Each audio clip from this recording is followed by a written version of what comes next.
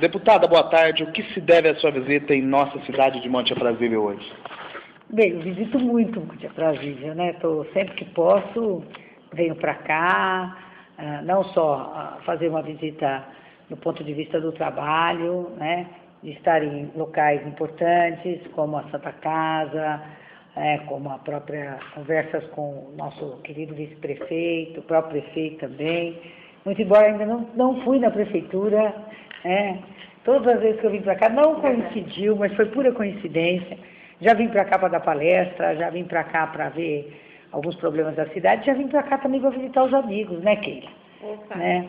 Todas as vezes que eu venho, almoço lá no restaurante gostoso da Keila, né? E hoje, inclusive, cheguei morrendo de fome, né? Eu almocei lá no Carne de Sol. E depois de lá nós passamos na Santa Casa também, porque este ano eu mandei um recurso para a Santa Casa. E depois fomos no asilo, que eu quis ver também, no abrigo de idosos. Verdade. Qual foram os trabalhos realizados durante seu mandato aqui para Monte Aprazível?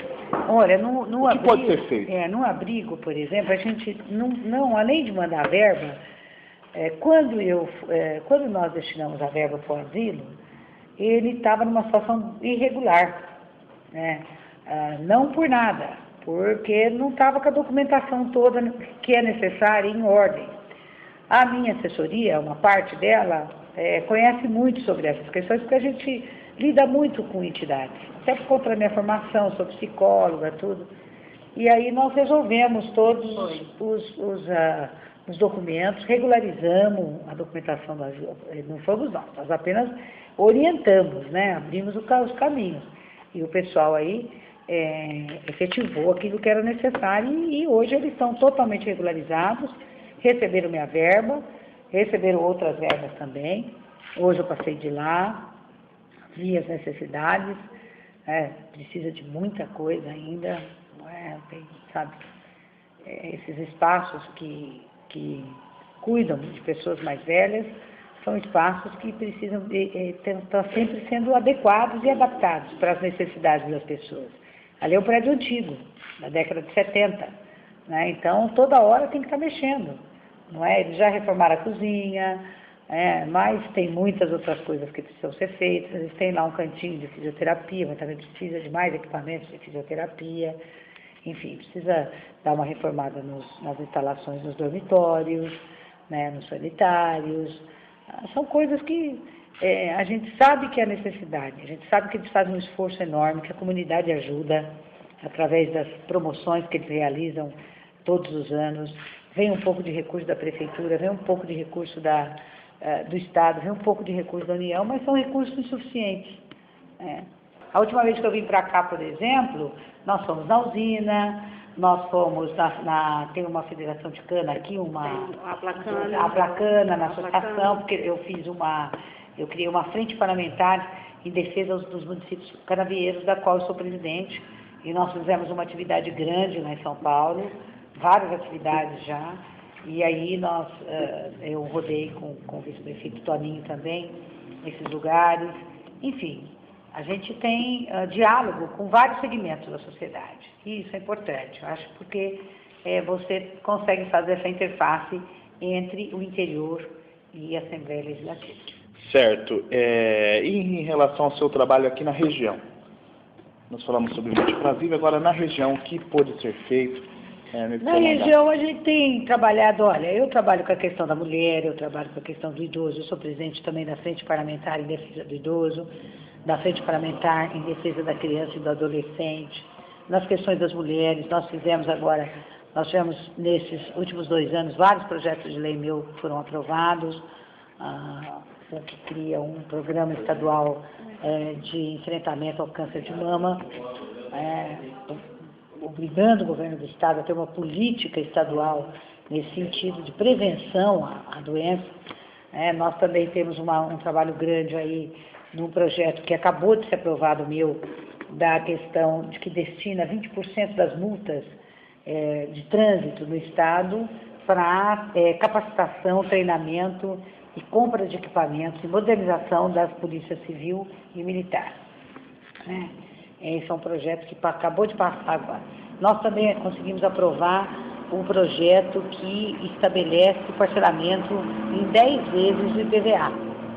Infelizmente, o governador Alckmin vetou, mas agora nós estamos trabalhando na Assembleia para tentar derrubar esse veto. Não é uma tarefa fácil, mas nós vamos tentar derrubar esse veto, até porque eu considero que este é um projeto de muita importância, teve uma repercussão enorme no estado inteiro, em todos os veículos de comunicação, porque ele permite que as pessoas, exatamente no começo do ano, onde elas estão mais apertadas, onde os orçamentos domésticos estão mais comprometidos, com outras obrigações, né, como IPTU, o que ficou do dezembro, exatamente, material escolar, uniforme para filho, quem tem filhos em escolas particulares, matrícula, enfim.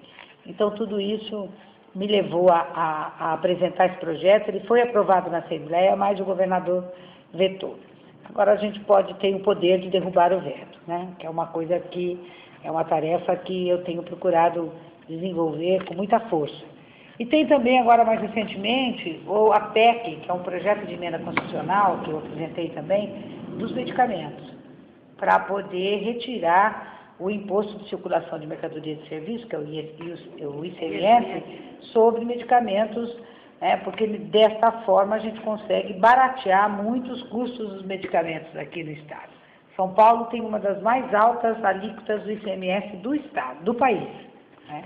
E, portanto, se a gente tiver esse trabalho, nós conseguimos as assinaturas suficientes para poder apresentar a PEC. Eu fiz várias audiências públicas na capital para poder debater com isso. Tive o apoio da indústria farmacêutica, tive o apoio da indústria química, do sindicato dos trabalhadores, do sindicato dos empregadores. Então, todo mundo sabe da importância de você pôr os medicamentos no mercado sem a cobrança de impostos. Isso vale para os impostos estaduais e vale para os impostos da União também. Porque, nesse sentido, nós teríamos um impacto muito positivo no preço do medicamento. Você tem medicamentos que hoje são distribuídos pelo governo federal, através do programa da farmácia popular, do remédio popular. Vários, o próprio ministro Padilha colocou durante sua gestão alguns medicamentos importantes, ele livrou esses medicamentos apresentou esses medicamentos como gratuito para a população, como para hepatite, né, que não tinha, diabetes, exatamente, hipertensão. Agora, tem ainda, a parte que trabalha aqui com um pouco de medicamento de alto custo, ela sabe que tem muitos medicamentos que, infelizmente, não estão disponibilizados e precisariam sê-lo, para poder aliviar as pessoas. Porque quem mais toma medicamento é as pessoas de mais idade, não é? Salvo os doentes crônicos, né? Salvo os doentes crônicos, pessoas que têm alguns problemas que surgem no decorrer da vida, mas as pessoas de mais idade são as que mais precisam. É exatamente nessa fase da vida que você ganha menos, né? Porque está aposentado, tudo, e precisa comprar mais remédio, porque ficou mais doente. Então, a gente precisa poupar um pouco essas pessoas e ajudá-las, né? Que eu acho que é a nossa obrigação. Então, por atendendo, sei lá, acho que ao nosso apelo, porque nós temos muita pressão, inclusive recolhemos milhares de assinaturas, nós temos um abaixo-assinado para encaminhar para o governador retirou, pelo menos provisoriamente, temporariamente, ele alguns medicamentos no estado, ele retirou, ele deu uma diminuição, não isenção, porque nós queremos a isenção. Ele deu uma diminuição na carga tributária, de 18 passou para 12. Não alivia muito. Não alivia muito, mas já, quem sabe isso... É um começo. É um começo. E como você avalia o governo Dilma hoje? Eu vou falar bastante agora. Posso falar? Eu avalio que esse período do governo do presidente Lula e da presidenta Dilma, somados, eles têm um impacto extremamente positivo para o país, né, do ponto de vista. Veja bem, eu vou dar alguns números para você. No início do governo do Lula, em 2003, nós tínhamos 3 milhões de estudantes universitários no país. Durante 100 anos foi o que acumulou. Em 10 anos, esse número saltou para 7 milhões. Hoje nós temos 7 milhões de jovens nas universidades, por várias razões. Primeiro, pela implantação de dezenas de campos da Universidade Federal que foram instalados no nosso governo. Tem vários, só para aqui em São Paulo, por exemplo, tem Araras, tem Sorocaba, tem Santos, tem o ABC, só para citar algumas, né? Segundo, o ProUni. Isso aí, hoje nós temos quase 1 milhão de estudantes no ProUni, o que permitiram que o filho dela, se quiser estudar, possa estudar, que o dela possa estudar, que o seu possa estudar, que o de todos nós. O FIES, houve uma ampliação também no FIES, permitindo que o jovem pudesse ter financiamento. Você não pode esquecer que o FIES é um financiamento e o ProUni é fundo perdido. Quer dizer, você é bancado pelo governo e você não precisa depois custo zero. Né? Então, tudo isso representa o Pronatec agora, né? Que é ensino técnico. Isso é fantástico. Aqueles institutos federais. A minha cidade, por exemplo, recebeu o Instituto Federal. Né? Votuporanga aqui recebeu o Instituto Federal. Então, também capacitando essa mão de obra jovem para o mercado de trabalho de uma forma rápida. Porque às vezes a faculdade demora mais, né? O Instituto Federal é mais curto, o tempo que você fica ali para poder se capacitar é mais curto. Isso para dizer o mínimo.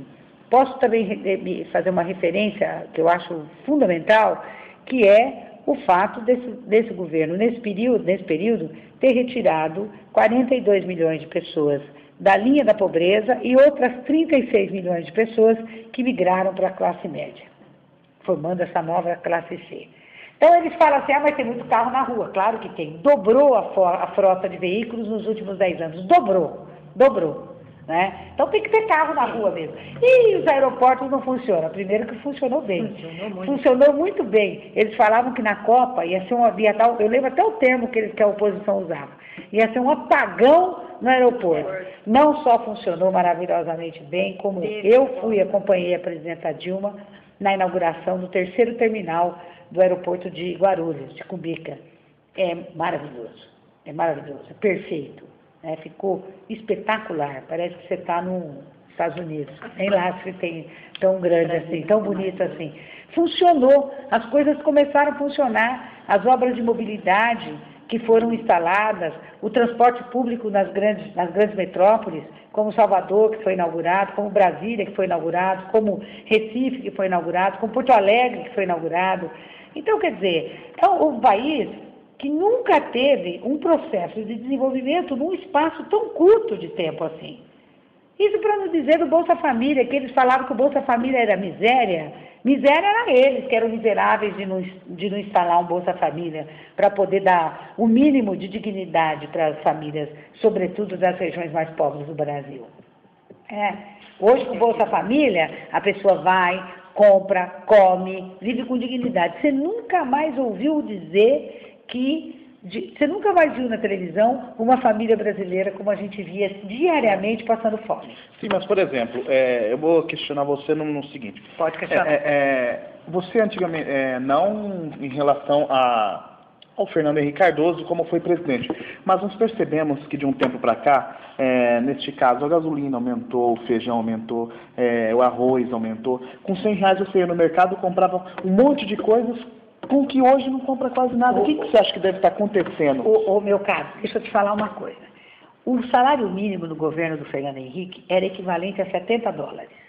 $70 hoje valem R$150. Exatamente R$150. O salário mínimo no governo da Dilma é $350. A gente tem que fazer o cálculo pelo dólar, porque dólar é uma moeda forte. Como o real também se tornou uma moeda forte. Né? Você entrava no governo do Fernando Henrique com o salário mínimo do supermercado, você não conseguia comprar uma cesta básica. Uma cesta básica. Hoje não só você compra a cesta básica com o salário mínimo, como você compra outras coisas também. Está abaixo do que nós poderíamos ter, claro, mas você também tem que entender que se você levar o salário mínimo para R$ 1.200, você vai quebrar metade das empresas brasileiras, porque elas ainda não estão preparadas para isso, as prefeituras que ainda não estão preparadas para isso e outros tantos. Eu acho que o salário mínimo no Brasil devia valer R$3.000. Só que nós temos que entender que nós somos um país também em fase de desenvolvimento. Pois bem, Esses produtos que você citou, o feijão, posso incluir aí o tomate, posso incluir aí são sazonais, quer dizer, nós vivemos esse ano um ano atípico, não choveu. A cana-de-açúcar, que é a principal agricultura aqui da nossa região, principal cultura agrícola de toda a nossa região, o rendimento dela veio lá para baixo, porque não choveu. O teor de sacarose da cana caiu assustadoramente. Então, conclusão, as usinas vão produzir menos, tanto menos açúcar quanto menos etanol, porque não tem cana. A cana vai valer alto e a produção vai cair. Então, a falta de chuva prejudicou todo o país, não foi só a cana, né? O gado produz, te traz a carne e o leite, não é? E os derivados do leite.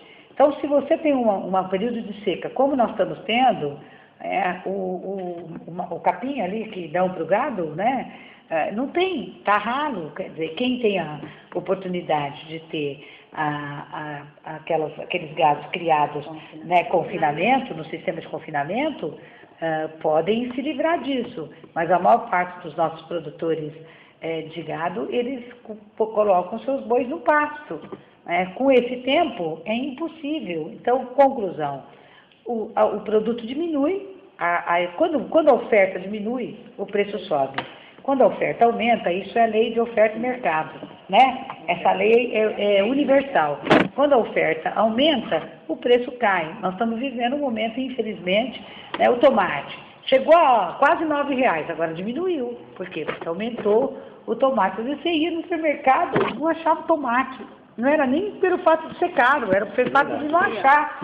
Então, essas questões, elas são sazonais. Agora, tem uma outra coisa só para complementar, que é a crise internacional também. Nós não vivemos num mundo mais isolado. Há 30 anos atrás, 20 anos atrás, acontecia um negócio lá fora, não chegava até nós, para o bem ou para o mal. Né? Hoje, numa economia globalizada, está tudo interligado. Então, se os Estados Unidos têm uma crise econômica, ela vai nos afetar. Se a Espanha vive o desemprego como está vivendo hoje, ela vai nos afetar. Né?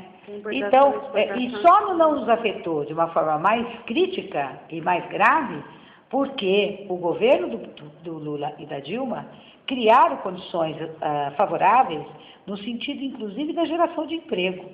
Hoje você tem o nível de desemprego, e no Rio de Janeiro, vou citar para você, 3%, é o mais baixo do país. Isso não é considerado nem desemprego. O nível de desemprego na Espanha, como eu disse, é 25% da mão de obra economicamente ativa, da população economicamente ativa.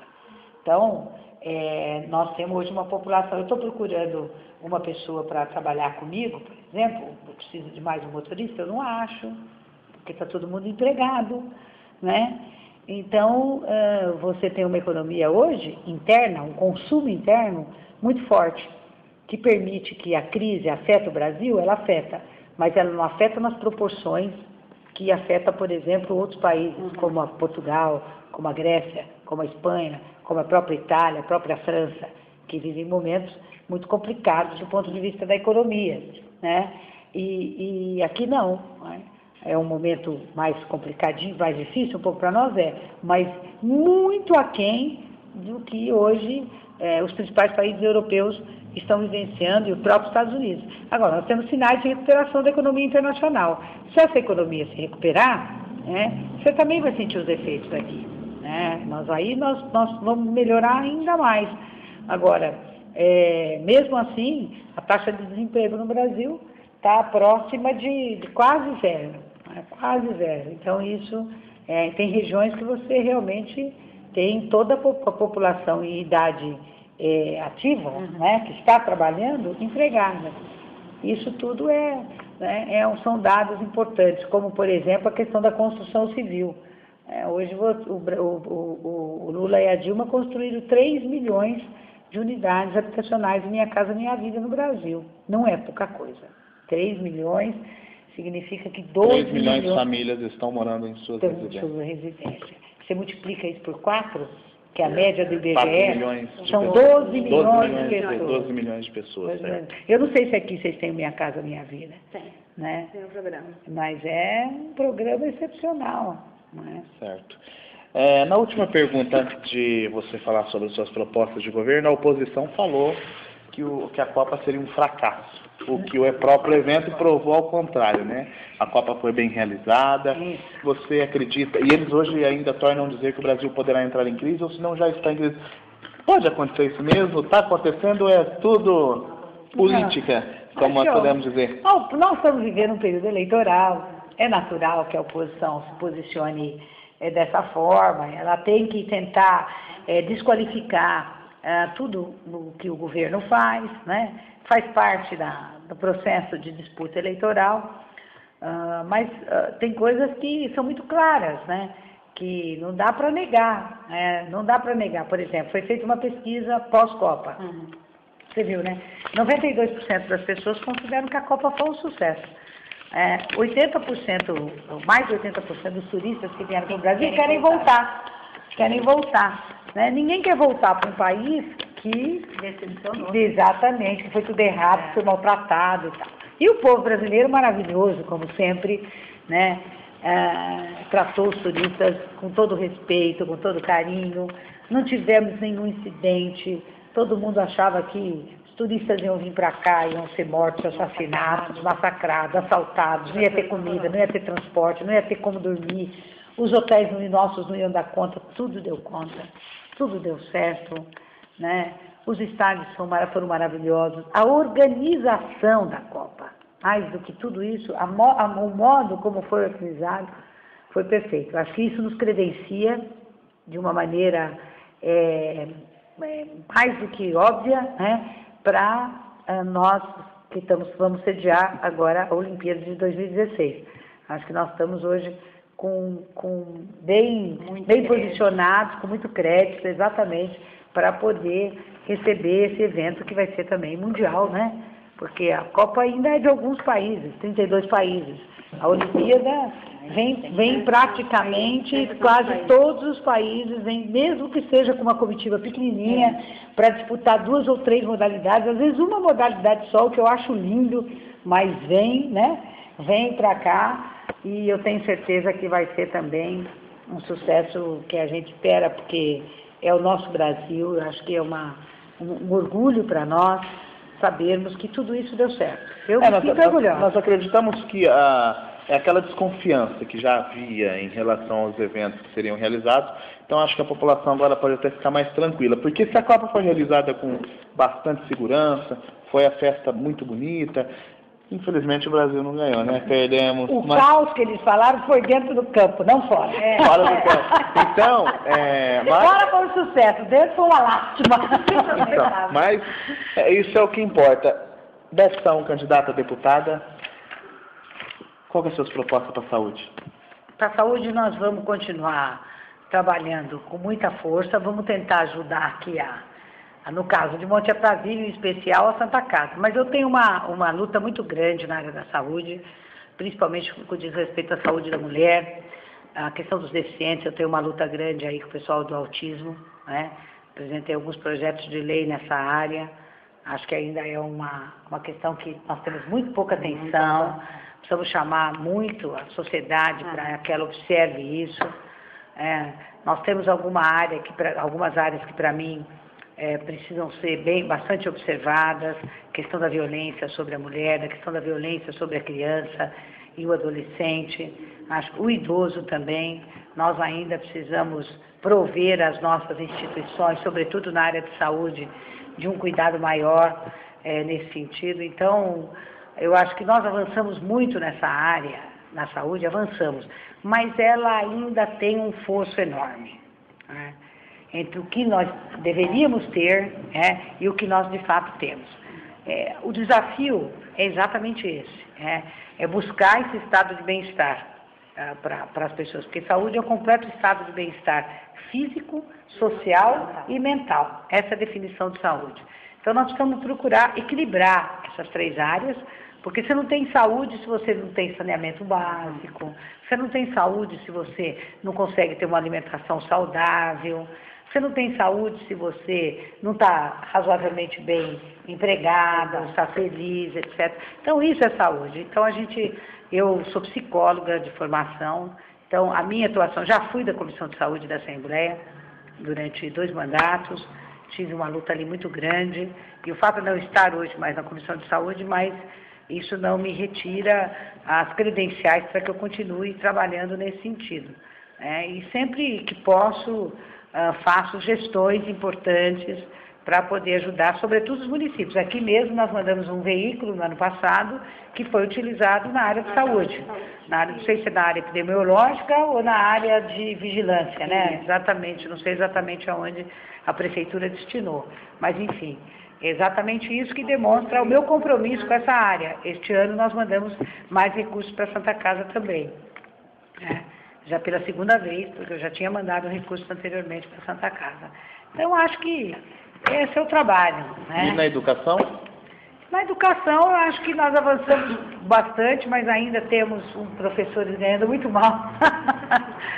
Professores ganhando muito mal. Essa questão da aprovação automática, que São Paulo, graças a Deus, o prefeito Fernando Haddad acabou de extinguir a aprovação automática.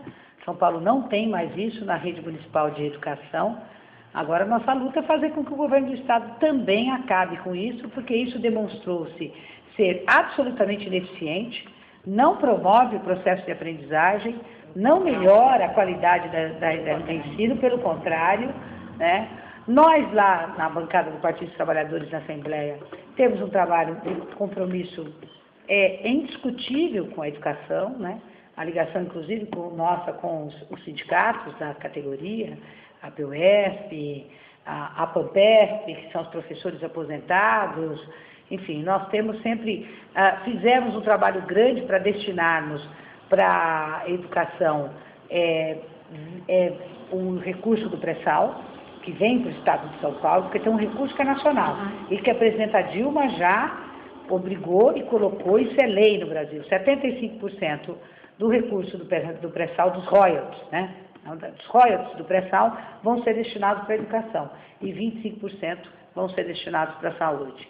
Eu achei perfeito, né? E aqui no Estado de São Paulo nós estamos numa luta enorme, eu que sou vice-presidente da Comissão de Finanças, né? Fizemos uma luta muito grande agora na LDO, na Lei de Diretrizes Orçamentárias, para poder fazer com que o governo estadual também aceite isso. Infelizmente, as nossas emendas foram reprovadas, né? Não conseguimos fazê-las ser aprovadas. Mas isso não significa que nós vamos desistir da luta. Nós vamos sempre até o fim, mostrando para o governo do Estado a importância que tem a educação e que não se faz educação e nem saúde sem investimentos e investimentos maciços, porque é só assim que você consegue melhoria de fato. E na cultura? A cultura é uma coisa mais complicada um pouco, né? Ela ainda não é vista pelos governantes com a grandeza que ela deveria ser vista, né? Então, ainda precisa ser, e nem, infelizmente, ainda as próprias pessoas também ainda não têm essa familiaridade com as questões culturais, né? Na verdade, o dia a dia das pessoas é pautado por outras necessidades que para elas são consideradas mais urgentes, vamos dizer assim. Não que a cultura não seja importante. Para mim, pessoalmente, ela é tão importante quanto a educação, né? Mas ela não é vista dessa forma. E por isso mesmo que ela não sensibiliza os governos, né, para colocar mais recursos na área cultural. Você gostaria de acrescentar mais uma coisa que aqui não foi falado? Queria agradecer a sua delicadeza, desejar boa sorte a todos, agradecer minhas companheiras que estão aqui comigo, né, nessa tarde, muito obrigada, e fica um abraço para todos os moradores de Monte Aprazível. Beth, são candidata a deputada estadual, qual que é o seu número, Beth? 13456. 13456, então, né? Estava aqui com a Paty Mello, né, com a Odete, também com a Keila, e juntamente com a deputada, hoje deputada, e participando também da reeleição para próximas eleições que serão realizadas em outubro. Beth, muito obrigado pela sua participação aqui no Monte Aprazível Notícias. Eu que agradeço. Quero estar aqui de novo conversando com você, quem sabe, na próxima visita. Se Deus quiser. Você vai estar visitando o Monte Aprazível durante a campanha? Vou. Já estamos fechando aí algumas agendas para a cidade. Então, inclusive, estou louca para vir num sábado à tarde aqui para ir na feira. Nossa, eu já fui naquela feira e nunca me esqueço daquela feira, porque é uma das melhores feiras assim, do interior que eu vou, né? Para comer pastel e para comprar aquelas verduras tão bonitas ali. Tá bom, muito obrigado. Eu que agradeço.